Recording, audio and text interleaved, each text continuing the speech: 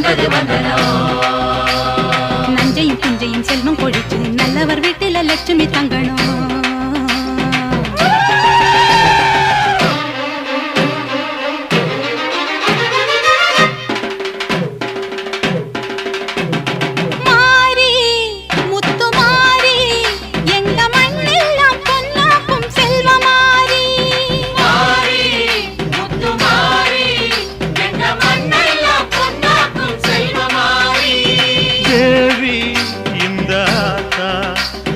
தேவையெல்லாம் தேடி வந்து சேர்த்தா